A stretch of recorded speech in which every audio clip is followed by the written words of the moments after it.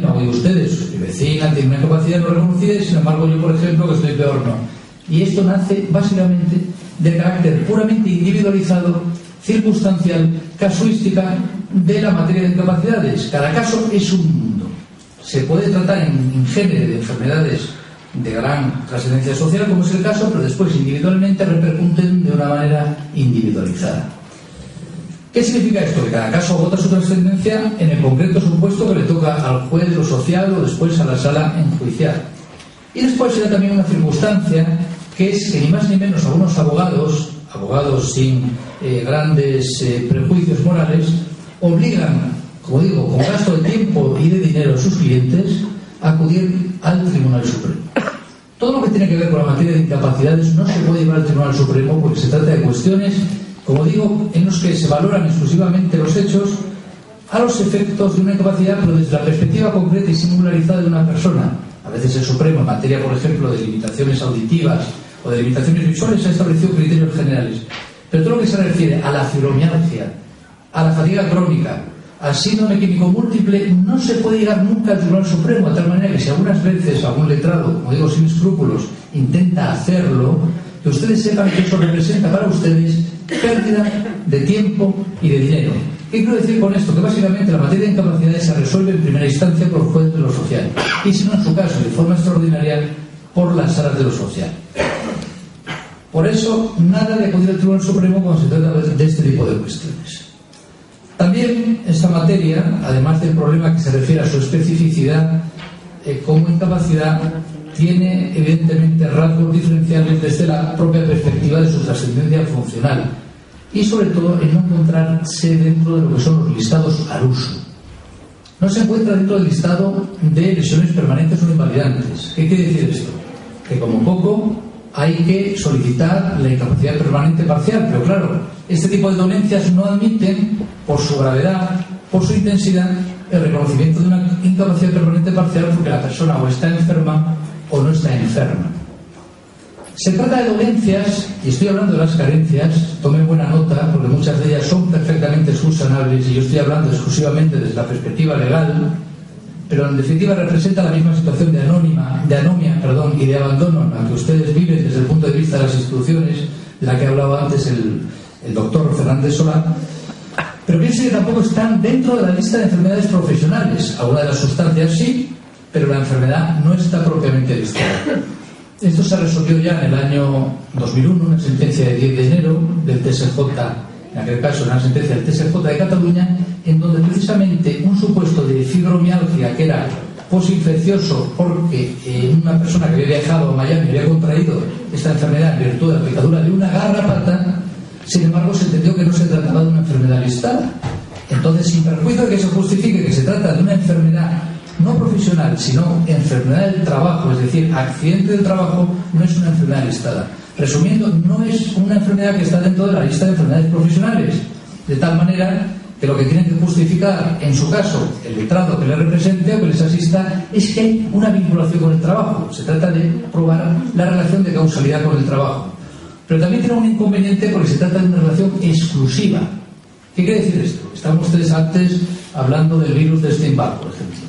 Pues ese supuesto está también resultó jurisprudencialmente. El hecho de que se pueda contraer a través de la saliva, o que a partir de una determinada edad parece que todos o casi todos lo podemos llegar a tener, esto significa que no hay una causa exclusiva que nazca del trabajo, con lo cual no se puede justificar esta dolencia como profesional, no digo profesional listada, sino como enfermedad del trabajo, accidente del trabajo, derivada de un contacto con las circunstancias estrictamente profesionales. ¿Qué quiere decir? Que hay un problema serio de resolución de la relación de causa-efecto entre las circunstancias laborales y la naturaleza, la etiología de la enfermedad. Sin embargo, y aquí tengo que hacer una alabanza que no es gratuita respecto al colectivo Ronda en Cataluña, ha ido creando poco a poco, los que vemos estos fenómenos desde lejos, ha ido creando poco a poco una jurisprudencia menor, es decir, un criterio que no es del Tribunal Supremo, pero sí es importante en el ámbito exclusivo, por ejemplo, de Cataluña y de otras regiones, pero sobre todo en Cataluña, en donde, a propósito de circunstancias de contactos con órganos fosforados, de las que antes se ha hablado, con contactos con insecticidas, pesticidas, etc., ha justificado que la Sala de lo Social del TSJ de Cataluña haya entendido este tipo de enfermedades, que generalmente se reconocen incapacidades permanentes absolutas, es decir, a que incapacita para todo tipo de trabajo, tengan un origen, tengan una vinculación con las circunstancias laborales frente al criterio de la empresa, que lo que viene a decir más o menos es que en este caso el síndrome múltiple ni tampoco me parece que la fatiga crónica nacen del trabajo. En definitiva, en el caso de incapacidad temporal se dice que nace del trabajo, en el caso de incapacidad permanente, por mor de la labor también de este colectivo y evidentemente porque hay una sensibilidad que queda afectada por el hecho de que haya servicios especializados. Aquí el hábito se hace al monje, el hecho de que en Cataluña haya servicios especializados sobre este tipo de dolencias hace también que desde la perspectiva judicial quienes conviven o están cerca tengan una mayor sensibilización, porque hay inevitablemente una permeabilidad, una interacción que puede llegar al propio hecho de los de cada día de la vida cotidiana. En definitiva, contingencia profesional en determinados casos cuando se relaciona exclusivamente con la vinculación con el trabajo. Hace poco habrá oído hablar también en la prensa de una sentencia del Poder Social número 35 de Madrid, en donde también se entendía, en el caso de una trabajadora de Patrimonio Nacional que había estado en contacto con determinados disolventes propios de su labor de restauradora, y se justificaba que en este caso había también una incapacidad permanente absoluta. Insisto que cuando se trata del síndrome de fatiga crónica tiene que ser más o menos la regla de oro. Es cierto que en el caso de la fibromialgia la regla de oro, por decirlo de alguna manera, es, después lo diré, la incapacidad permanente total. Pero cuando la fatiga crónica trasciende con toda su repercusión incapacitante, es una enfermedad tremendamente deteriorante, etcétera, lo lógico reconocer, evidentemente, es la incapacidad permanente absoluta. Después lo diré, no le donan prendas en solicitarlas. El segundo de los inconvenientes son las prestaciones no contributivas, y esto sí que es muy grave. Mucha gente que tiene estas enfermedades no ha cotizado, y como no ha cotizado no tiene derecho a una prestación contributiva, de tal manera que la única posibilidad que tiene es que se le reconozca una prestación no contributiva. Y sin embargo, el listado que regula estas prestaciones no contributivas, que es un decreto 71 del año 99, a pesar de que en la exposición de motivos hace referencia a la fatiga crónica y a la fibromialgia, sin embargo, después desobedece ese criterio, ese mandato de clasificatorio de la OMS y no introduce estas enfermedades dentro del listado, con lo cual estas enfermedades, cuando se plantean, hay que valorarlas a través de sus síntomas. Si hay problemas digestivos, lo que se habla como si fuera una enfermedad digestiva. Si hay trascendencia de carácter psíquico, como si fuera una enfermedad psíquica. Si se parece a lo artrósico, como si fuera una enfermedad artrósica. ¿Qué representa esto? Que sumando todos los puntos, incluso los famosos, que nos conocen estas cuestiones de naturaleza psicológico, sociológico, nos quedamos siempre con 45, con 40, con 35 puntos, que son, ¿verdad?, menos de esos 65 puntos de minusvalía que justifican el reconocimiento de la incapacidad permanente no contributiva. O sea que yo creo que como primera solicitud de carácter jurídico, incluso más allá de todas esas postulaciones de carácter médico tan sensatas y tan coherentes que se han hecho, la primera de ellas es que se introduzca en el listado de enfermedades, el listado de dolencias o de enfermedades a efectos de prestaciones no contributivas, es decir, cuando no se ha cotizado, la fibromialgia y la fatiga crónica de momento. Sé que hay quejas en este sentido del Censo del Pueblo, pero se ha quedado en nada. Al margen de lo contributivo, a la total, absoluta, a la gran invalidez, lo primero será, vamos a incluir estas enfermedades específicamente en el listado de prestaciones no contributivas, porque si no, no nos van a reconocer el correspondiente grado de minusvalía, que nos justifica ya no solo para las cuestiones de la vida diaria, sino que nos justifica en su caso la prestación no contributiva de incapacidad. El segundo de los problemas específico respecto de estas dolencias, fíjense, es que se plantea siempre una confrontación con la propia definición del artículo 136 de la Ley de Seguridad Social. La Ley de Seguridad Social dice: es incapacidad permanente la situación del trabajador o trabajadora que después de haber seguido un proceso de incapacidad temporal y haber sido dado de alta, presenta reducciones anatómicas o funcionales graves que impiden o que limitan el ejercicio de la actividad profesional. Graves, previsiblemente definitivas, pero dice susceptibles de determinación objetiva. Y aquí todos nos hemos encontrado el problema de siempre. Son objetivables desde un punto de vista tradicional. Si nos vamos simplemente a los criterios tradicionales, posiblemente de esto yo no sé nada, pero en definitiva las pruebas radiológicas, el laboratorio, etcétera, pues es difícil, pero son enfermedades sintomáticas. Y esto quiere decir que se pueden objetivar. Esto ha creado desde el punto de vista sociológico, dentro de las estructuras de la administración, un recelo a todas aquellas personas, en esta sala habrá muchas, que hayan reclamado, hayan solicitado, hayan postulado este tipo de prestaciones, porque se entendía que su conducta, al no ser objetivables desde una perspectiva tradicional, era una especie de fraude o deslealtad respecto a la administración. Y evidentemente eso no es así. Afortunadamente ya hay nuevos métodos de objetivación, incluso de valoración del dolor, de manera que ya esa confrontación con el artículo clásico del 136 ya no tiene ningún sentido. Incluso se ha pasado en algunos casos a un exceso o a una excesiva prontitud a la hora de hacer el diagnóstico, que contrasta con la situación actual en que el diagnóstico, incluso en el caso de la fibromialgia, pues debería ser en la mayoría de los casos un diagnóstico tardío, muy lento, etc. El hecho de que se trate de enfermedades que representan, en el caso de la fibromialgia, ni más ni menos que al 2 al 3% de la población, 7 al 10% de las consultas de atención primaria, del 10 al 20% de las consultas de los servicios especializados de reumatología, más de 5.000 euros al año por cada paciente, más de 6 consultas en atención primaria por cada paciente. En definitiva, 1.600 euros en gasto farmacéutico con la enfermedad. Quiero decir que son enfermedades que van teniendo su relieve. Evidentemente, desde la perspectiva tradicional también.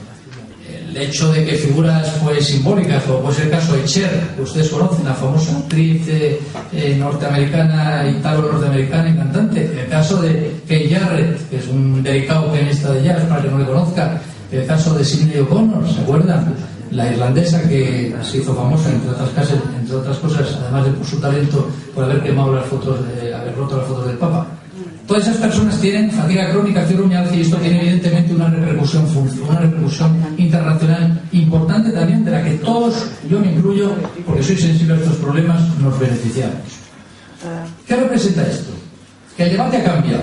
Ya no es, como dice el TSJ del País Vasco, que en una sentencia muy sutil, no se trata de enfermedades que no pueden ser objetivadas.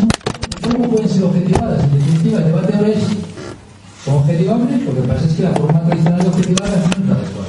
Entonces aquí planteamos el problema de la objetivación desde la perspectiva de quienes estamos todavía en el machito, en el foro, en el ámbito de los que conocemos los problemas prácticos y nos movemos en este terreno. ¿Cómo objetivaría yo que lo que a ustedes les interesa una dolencia de efectos de que se reconociera una incapacidad permanente total como poco y en muchos casos incapacidad permanente absoluta? Evidentemente aportando el informe de un servicio especializado. No aporten el informe de un médico de atención primaria, que es lo que estamos viendo todos los días. No aporten el informe tampoco de un especialista en la valoración del daño corporal, ¿no? Si se trata de la fibromialgia, sobre esto poco digo, porque en definitiva se trata de un requisito propio de la deontología profesional, que no es poco honesto, pero tiene que ser sobre todo un informe claro, porque hay grandes clínicos que son muy malos peritos y hay mejores peritos que igual no son tan buenos clínicos. Lo ideal evidentemente es que fueran buenos clínicos, buenos peritos, pero con informes claros. Y claro representa que hay que tener en cuenta que no se tiene que tratar exclusivamente de un informe médico al uso, sino un dictamen médico laboral, que es una cuestión distinta. Hay muchos médicos que se equivocan y lo que hacen es incluir un batallón de información de literatura médica en su informe, que después el juez, que es un lego en este tipo de cuestiones, va a prescindir de ello, porque se trata de informes estereotipados, estandarizados, donde se meten las 18 primeras hojas de un informe de 20 exclusivamente de literatura médica, que el juez no sabe nada de eso, con lo cual se va a quedar exclusivamente con sus conclusiones. Evidentemente, este informe, dictamen médico laboral, tiene que estar ratificado en juicio. Importante. Primero, si usted reclama una incapacidad, estén en juicio. Eso es muy importante. El reconocimiento in situ de la oralidad, de la concentración, de la inmediación, de la cercanía con el propio paciente, para que vea al juez cómo está. En algunos casos es un dato fundamental. Hay letrados que prescinden de la presencia de su cliente en juicio. Creo que es un gran error, porque están ya predeterminando una sentencia desestimatoria. Ratificado el informe pericial en juicio, porque así se garantiza la contradicción, la oralidad, como digo, en definitiva, que se le puedan hacer preguntas. Y lo que es importante también desde mi perspectiva es que no se convierta el juicio en una lucha de egos. O sea, la actitud del perito en un juicio tiene que ser modesta, lo que no quiere decir que sea un pusilánime y que después, ante las preguntas de las partes sobre el juez, pues le dé miedo, se demorice, etcétera. Porque igual que nosotros, cuando vamos al ámbito médico, vamos siempre aterrorizados, con más justificación, muchas veces el médico, cuando va al ámbito judicial, también no sé por qué, por aquello de los ritos y en los ciertos curantismos, ciertas prácticas más o menos características, pues también hay cierto miedo. En definitiva, respetuoso, pero no pusilánime, pero sin que se convierta aquello en una lucha de egos. Con eso puede trascender a la postre, porque humanos somos, al informe que después escoge el juez a la hora de incorporar los hechos probados, si es que el juez es una persona que es un ser humano, con lo cual le va a incidir la actitud o la situación del perito en el juicio y lo que vaya a decir y cómo lo vaya a decir. Respecto del informe del médico forense, tengan en cuenta que la mayoría de los casos, salvo que haya contradicción, no se acoge. En definitiva, tampoco hay servicios de forensía especializados en esta materia, nada más que en algún sitio como el País Vasco. Realmente los jueces de lo social no tenemos un forense a nuestra disposición, y sobre todo porque no se trata de un informe de un especialista. Se puede presumir que tiene ciertas garantías de imparcialidad, de objetividad, etcétera, porque en definitiva es un funcionario público que no se debe a quien le paga, pero en definitiva no es un especialista. Con todo esto, el juez de lo social lo que suele incorporar cada vez más, afortunadamente, al menos en el ámbito de Cantabria, es el dictamen del especialista. Evidentemente, más es un especialista de reconocido prestigio. Eso tenganlo en cuenta. Muchas veces, por una rutina absurda, se incorporan los informes del equipo de valoración de incapacidades, y eso no deja de ser, desde mi punto de vista, una barbaridad, porque no son especialistas, por lo cual acoja usted el informe del especialista si es una persona especialmente cualificada. Una vez incorporados los hechos probados, esa conclusión judicial de instancia hay que desvirtuarla. Aquí usted lo tiene muy difícil. Si le han dado la razón, lo tiene muy difícil la entidad gestora. Si se la han quitado, lo tiene muy difícil, en definitiva, el particular. Porque en la mayoría de los casos, 90-95% de los casos, las sentencias ante las salas de lo social se confirman. Se confirman de tal manera que para suplantar esa voluntad o esa incorporación pericial a los hechos probados de la sentencia de instancia, ustedes tienen que aportar una prueba que tiene que tener un rigor, un tecnicismo, un cientifismo excepcional. ¿Y cuál es esa? Evidentemente la prueba de los servicios especializados. Evidentemente, ¿dónde hay mayor tradición respecto a estas cuestiones? En el ámbito de Cataluña. Quiero decir, Cataluña es un ámbito, evidentemente, donde lo hay. Donde hay servicios especializados siempre se les va a tener más en cuenta. Valdebrón, Clínica, etc. Instituciones privadas, pues no las voy a citar para no hacer publicidad, pero pasa exactamente lo mismo. Lo que pasa es que lo que no me duele en prendas en decirlo es que aquellas personas que evidentemente tienen recursos económicos, pues no van a estar sometidas, es triste, pero es así, no van a estar sometidas a las servidumbres de lo que representa lo público. En definitiva, muchas veces tienen la posibilidad de obtener un diagnóstico o un informe que después va a ser más tenido en cuenta. Lo que quiero decir es que si en instancia se coge el informe de Levy, tengan en cuenta que solamente esa conclusión del juez de instancia por rutina se puede suplantar aportando un informe más técnico, más científico, donde se hayan utilizado medios de tercera generación. Y esos medios de tercera generación son los servicios especializados, evidentemente. La pública, privada en su caso, pero en definitiva los servicios especializados. Además de esta circunstancia, se da el hecho evidente de la conducta restrictiva que vienen manteniendo las mutuas y las entidades gestoras. O sea, la postura del INS, desde mi punto de vista, yo soy juez, evidentemente no intervengo en un órgano de calificación administrativa, no es admisible. El INS permanentemente desestima las demandas de esta naturaleza, porque lo hace, muchas veces lo hace simplemente con un signo de interrogación.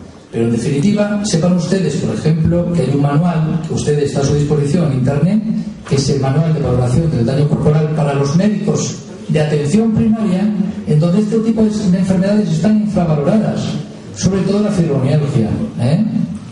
Sobre todo la fibromialgia. ¿Qué quiere decir esto?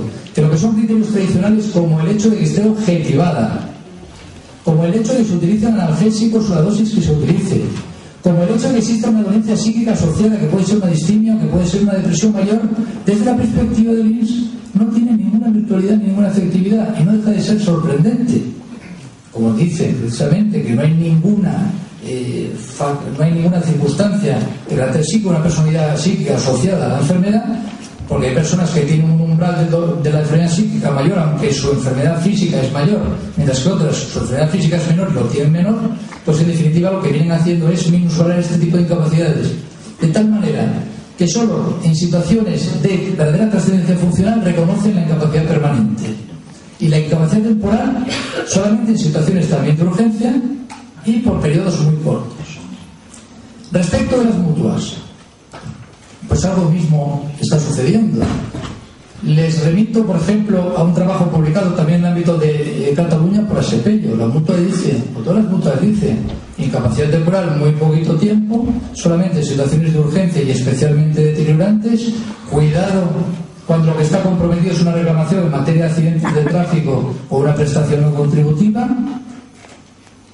porque en definitiva, evidentemente arriman a sus intereses el criterio calificador y dicen: es que la incapacidad temporal pues aísla a la persona, tiene una mayor conciencia del dolor, le cuesta mucho más reincorporarse, encima tiene unas situaciones de mayor penuria económica. En definitiva, son todo intereses disfrazados de lógica jurídica para no tener que pagar la correspondiente prestación. Además les llaman, ustedes, a muchos de ustedes que habrán reclamado, le llaman simuladores, y en definitiva dicen que solamente reclaman quien tienen o ejercen profesiones insatisfactorias y que dan mucha menos satisfacción. Es lo que dicen las mutuas. Este trabajo está ahí, lo tienen a su disposición en internet, simplemente a un golpe de tecla. Desde la perspectiva de la incapacidad permanente, un tanto de lo mismo. Entonces, ante esta situación, yo creo que se abre la luz, parafraseando el título de estas jornadas, al final del túnel. Quiero decir que a pesar de que tengamos tan mala fama y en definitiva ahora estemos tan mal valorados en las estadísticas públicas, reclamen ustedes en vía judicial. Si tienen un diagnóstico, tienen informes, están seguros de su enfermedad, la sufren, la padecen, reclamen en vía judicial. El equipo de valoración de incapacidades no se lo va a reconocer. Acuérdense de aquel episodio patético con aquella señora de Vigo que por ir bien peinada, tener el pelo arreglado y llevar complementos, se le negó la fibromialgia. Acuérdense del señor de Alcira que estuvo un mes en huelga de hambre hasta que se reconoció la incapacidad permanente, y creo que después tuvo que solicitar la incapacidad permanente absoluta. Acuérdense de todo eso. Y acuérdense que en el EMI también, muchas veces, cuando se habla de fatiga crónica, fibromialgia, síndrome químico múltiple, la conclusión es simplemente un signo interrogatorio. Nosotros queremos que nos digan si existe o no existe la enfermedad. Somos legos en medicina. En definitiva, somos juristas, pero no sabemos nada de medicina. Queremos que nos den informes claros. ¿Qué quiere decir esto? En un porcentaje altísimo de las reclamaciones se vienen estimando. Yo soy consciente en el ámbito por lo menos de Cantabria, cuando el cuadro está bien acreditado, después diré más o menos cuáles son los criterios más generales, tanto en el caso de la fibromialgia como la fatiga crónica, como en algún caso de síndrome químico múltiple, incluso ahora con la sensibilidad electromagnética, ¿verdad? Es importante esto. También se desestima, evidentemente, se desestima cuando no es grave, o cuando a veces con argumentos un poco ya de tópico, como decir que son los síntomas comunes, o diciendo, por ejemplo, que se trata de enfermedades sintomáticas, o que el dolor no es valorable, pero bueno, esos son argumentos ya que afortunadamente cada vez están más periclitados. Hace poco leí un informe precisamente del doctor Fernández Solá, que me encantó, como todo lo que él escribe, en donde ponía en relación, yo dentro de mi visión de profano, ponía en relación la fibromialgia con la fatiga crónica, y decía que aplicando los famosos criterios de Fukuda, simplemente los positivos y los negativos, el hecho de que haya una fatiga, que haya una distimia, el hecho de que haya un sueño no reparador, por ejemplo, una febrícula adicionalmente, incluso los excluyentes, excluyendo patologías psíquicas de base, de carácter psíquico, como puede ser fibromialgia, depresiones mayores, etcétera, enfermedades de carácter psicosomático. Es decir, utilizando los criterios excluyentes se podían diagnosticar esta enfermedad e incluso descartar otras patologías que guardaban cierta relación, si no quiero recordar mal, como la obesidad mórbida, por ejemplo. Entonces, en definitiva, si el especialista dice eso y eso está incorporado en un informe, eso es papel oro a la hora de incorporarlo, los hechos probados en una sentencia. Si nosotros lo que queremos es que nos ayuden, simplemente, que nos ayuden desde el punto de vista pericial, técnico, desde el punto de vista médico. ¿Cuáles serían los criterios en el momento actual? Y me voy a referir a las dos enfermedades principales, para que estén ustedes bien situados respecto a cuándo se reconoce la incapacidad permanente. Quienes trabajan estas cosas lo saben, quienes no las trabajan no. Y cuándo se reconoce la incapacidad permanente absoluta. En el caso de la fatiga crónica, por ejemplo, hay muchas sentencias que hacen ciertos coqueteos con la medicina. Somos juristas, entonces nos leemos 4 chorradillas, las incorporamos y creemos que por eso sabemos un poco de medicina, diciendo que si tiene carácter, que si dicen los expertos que tiene carácter vírico, inflamatorio, autoinmune, etcétera, o se aplican estrictamente los criterios de Fukuda, más de 6 meses, me parece que es la enfermedad tiene que tener, que afecte, perturbe al 50% de la capacidad funcional diaria de la persona, etcétera. En otras ocasiones son sentencias que trabajan un poco más la cuestión y hablan de la relación que tiene la fibromialgia y la fatiga crónica en cuadros conjuntos. Y se reconocen muchos supuestos de ello en la incapacidad, que son enfermedades de difícil diagnóstico las dos, que son enfermedades sintomáticas también. Y se reconoce, por ejemplo, la sentencia del 13 de diciembre del año 2004 del TSJ de Madrid, es una sentencia pionera, reconoce la incapacidad permanente absoluta porque dice que la única conclusión, fíjense lo que dice, desde el punto de vista humano, lógico y jurídico, es el reconocimiento de la incapacidad permanente absoluta, porque una persona que está en esas condiciones de fatiga crónica, evidentemente, con ese dolor tan deteriorante, no puede realizar con habitualidad, con eficacia, con profesionalidad las tareas del día a día, que no solamente es estar en el puesto de trabajo, sino también es trasladarse, es coger el autobús. Todo se convierte en una aventura penosa, realmente es una verdadera odisea en sentido médico, ¿no? Entonces, hay sentencias que reconocen la incapacidad permanente absoluta, evidentemente. Y hay sentencias que las reconocen utilizando ya criterios, sobre todo los que va sentando, por lo que he podido ver en el Clinic de Barcelona, en esa escala particular que tienen ustedes, que me parece que va hasta 4 niveles, y de 3 y 4 sobre 4, las sentencias cada vez son más frecuentes y se reconocen la incapacidad permanente absoluta, diciendo, por ejemplo, que la posibilidad de realizar un trabajo en estas circunstancias es puramente hipotética. Y se reconoce la incapacidad permanente absoluta también en estos supuestos, 146 puntos, me parece que es de impacto sobre los 160, etcétera. Creo que estos son cuestiones prácticas relacionadas con el reconocimiento como regla general en la fatiga crónica, cuando está bien documentada la incapacidad permanente absoluta. Lo que no quiere decir, evidentemente, que se trata de una enfermedad plurigradual y que hay veces en que no tiene esa trascendencia y no se reconoce, a veces incluso, ningún grado de incapacidad incapacitante. Y otra es la incapacidad permanente total. Pero sepa que en muchos de los casos en los que se reconoce exclusivamente la incapacidad permanente total es consecuencia de la propia actuación, y aquí hay letrados especialistas en esta materia, del letrado que se ciñe, se constriña a la solicitud de la incapacidad permanente total, porque está desesperanzado respecto al hecho de que le puedan reconocer una incapacidad permanente absoluta, que es el 100% de la base reguladora. Dice, ¿para qué voy a reclamar la absoluta si no me la van a dar? Voy a reclamar solamente la total. Y en ese caso se reconoce la total, porque nosotros no podemos dar la absoluta si ustedes no lo postulan, porque estamos sometidos a un principio que se llama el principio dispositivo, el principio de congruencia. Evidentemente, en esas circunstancias se reconoce la total, aunque podía haberse reconocido la absoluta. Una ya saben que es el 55% de la base reguladora total, a partir de 55 años el 75%, otra es el 75%, perdón, el 100% en el caso de capacidad permanente absoluta, el 55-75% en el caso de la total. Y hay otras sentencias que no reconocen nada desde la perspectiva de la falta, sobre todo, de objetivación en profesiones que no son livianas o profesiones que no son de intensidad o profesiones de esfuerzo. Respecto de la fibromialgia, pues la regla general ya desde el año 2001, sentencia por ejemplo de Baleares, es que es una enfermedad que admite grados, que en algunos casos sirven para justificar ni siquiera la incapacidad permanente total cuando se trata de simplemente una molestia, la vida cotidiana, etcétera, pero otras veces puede justificar también la incapacidad permanente absoluta y muchas veces, por eso digo, reclame la incapacidad permanente total. Evidentemente, si es leve, si no está diagnosticada, si no se ofrece ninguno de los famosos puntos tender points o puntos de diagnóstico, aunque parece que están muy minusvalorados por el IMSS, que considera que son criterios de diagnóstico, no de trascendencia funcional, pero bueno, nosotros es lo que utilizamos. Pero evidentemente, sentencias ya clásicas, por ejemplo la de 30 de mayo del año 2005 de 2004 del TSJ de Madrid, cuando se trata de los famosos puntos diagnósticos, al menos hay 11 puntos sobre los 18, utilizando el criterio de la Academia de Reumatología Norteamericana, parece que son del año 90. Si además de eso hay una trascendencia funcional y una repercusión en la vida diaria, se reconoce la incapacidad permanente total. Y muchas veces valorando conjuntamente las dolencias, porque además de eso hay un cuadro de naturaleza psíquico, hay una distimia, y en muchos casos incluso hay una depresión mayor. Y cuando hay una depresión mayor se puede reconocer la incapacidad permanente absoluta. Muchas sentencias lo dicen así.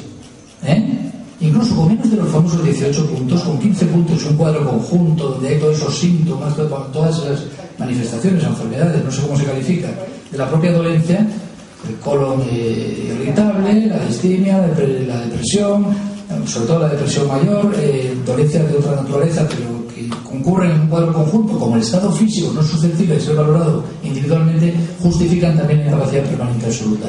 Eso ténganlo en cuenta. Y sobre todo, con depresión mayor, es decir, arraigada, intensa, también se reconoce la incapacidad permanente absoluta. Lo que es más extraño, que citaré una sentencia, por ejemplo, de 23 de febrero del año importante, de Cataluña del año 2005, otra posterior de 7 de febrero del año 2006, también importante. Lo que es importante es que trascienda en ese sentido.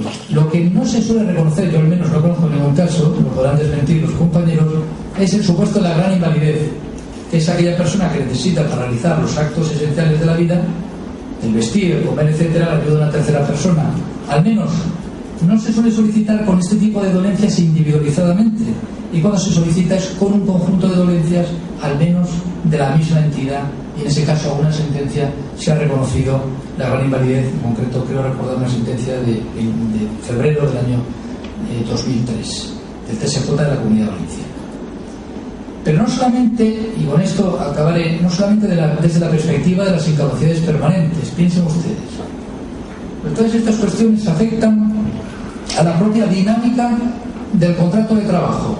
Con datos del año 2010, el 60% de las personas que tienen esta enfermedad trabajan y el 50% han sufrido en el año anterior procesos de incapacidad temporal.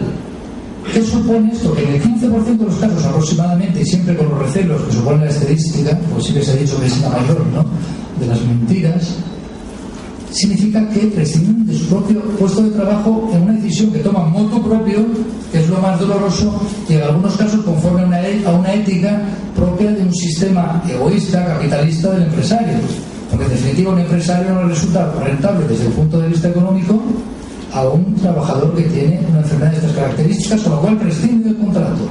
Sepan que desde el año 84 la calificación a este supuesto de decisión extintiva es la calificación del despido como improcedente, no como despido nulo, porque para que sea despido nulo tiene que tener reconocida la condición de minusválido formalmente, de tal manera que en estos supuestos no hay una discriminación, entiendo la jurisprudencia europea y constitucional, por razón de discriminación, por razón, en este caso, de discapacidad. Pero se podría ensayar otra vía, y yo abogo por el ensayo de otra vía. Estábamos hablando antes de que son enfermedades feminizadas, enfermedades que afectan, antes se llamaban neurastenia, simulación, con actitudes pseudocientíficas propias del siglo pasado, de una perspectiva, se decía antes, decimonónica.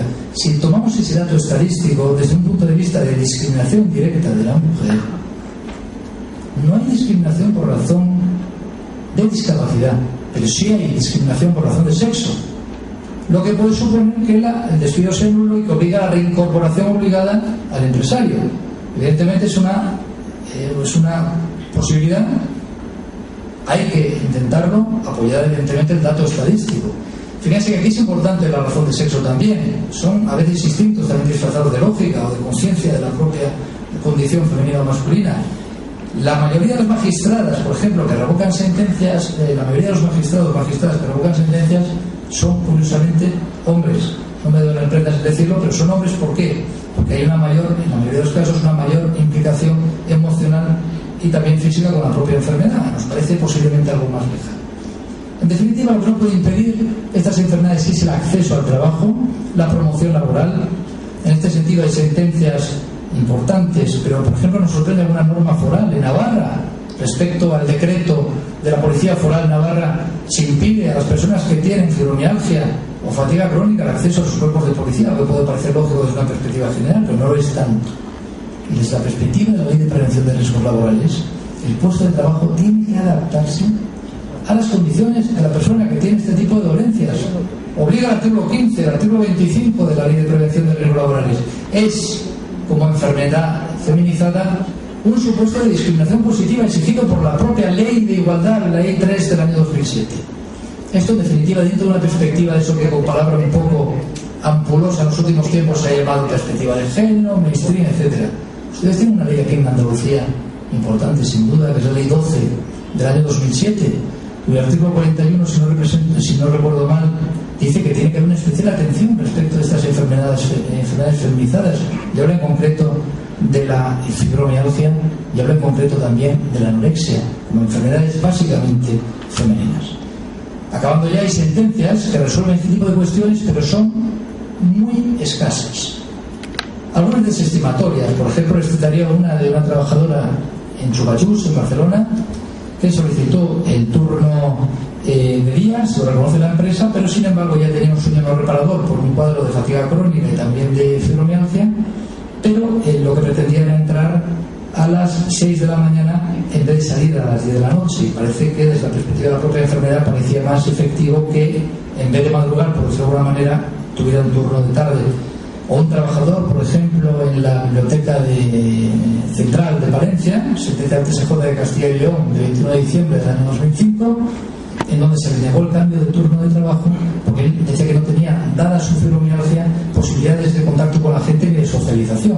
Como no tenía reconocida una incapacidad, no había informes específicos, y aquello no parecía muy justificado porque era un técnico, no era un auxiliar, que era quien tenía que realizar las labores de contacto con el público, se desestimó. Pero no piense que todos son sentencias desestimatorias. Recuerdo una sentencia del 13 de diciembre del año 2003, importante, del TSJ de Galicia, donde se reconoce, porque está previsto en el convenio, la adscripción temporal, ya no hablamos fija, sino temporal, a un puesto de trabajo en el caso de un trabajador, en aquel caso con fibromialgia.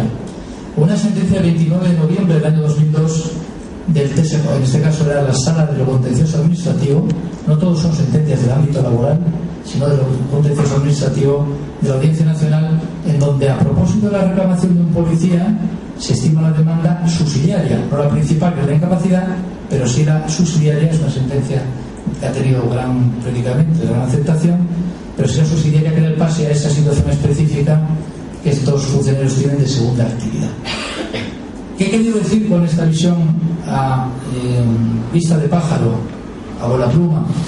Pues que en definitiva hay que acabar con los prejuicios, porque esos prejuicios que están en la calle se traducen después desde la perspectiva administrativa y también desde la perspectiva judicial. Hace poco leía en un periódico conocido del norte de España una cosa que me pareció verdaderamente aberrante, hablando precisamente de la sensibilidad, no la sensibilidad, de la hipersensibilidad magnética y ambiental.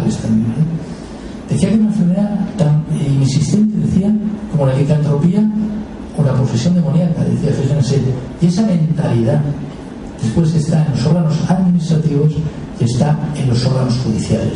Por eso yo, desde mi perspectiva humilde, en un ámbito muy específico, también geográfico, he colaborado, siquiera en menor medida, a combatir este prejuicio, evidentemente me daré por muy satisfecho. Muchas gracias.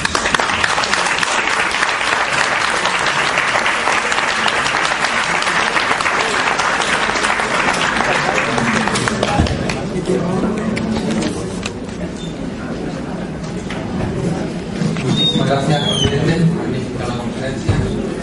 Y ahora va a intervenir nuestro compañero del Colegio de Abogados, don Juan Palma, que, como decía al principio también, en el momento de la presentación, es miembro de la Asociación Andaluza de Afectados por el Síndrome de fatiga crónica. El objetivo de la ponencia es la tendencia legislativa internacional hacia el reconocimiento de la verdadera naturaleza del síndrome de fatiga crónica.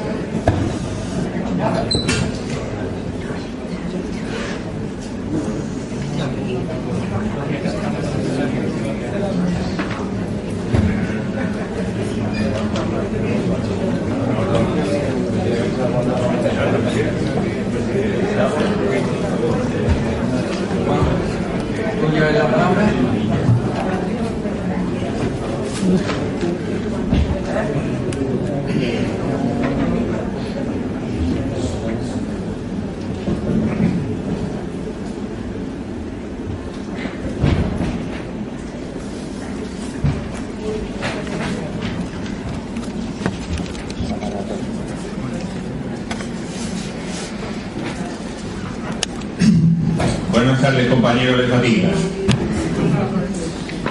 Aquí ya que veis es un abogado, pero que soy uno de vosotros. Aquí no, yo no quiero coartarme absolutamente nada, como lo vengo haciendo desde hace 10 años. Yo sé el trato tan desgarrador que venimos sufriendo todos los que tenemos estas enfermedades medioambientales, síndrome de sensibilización central, fibromialgia, fatiga crónica y síndrome químico en puntos. Así que yo os voy a hablar tanto con las entrañas, tanto como abogado, especialista, delegado del Colegio de Abogados, precisamente por traer la enfermedad como enfermo. Así que yo voy a intentar hacer lo mejor que pueda. Entonces me perdonáis si tengo algún fallo, porque ya sabéis que no estamos todos buenos. Mira, si no os importa, vamos a comenzar la ponencia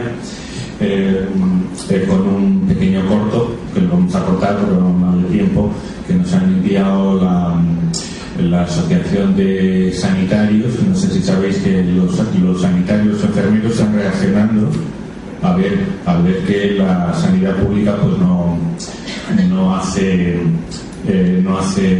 frente de una manera adecuada al problema que tenemos, no lo hace.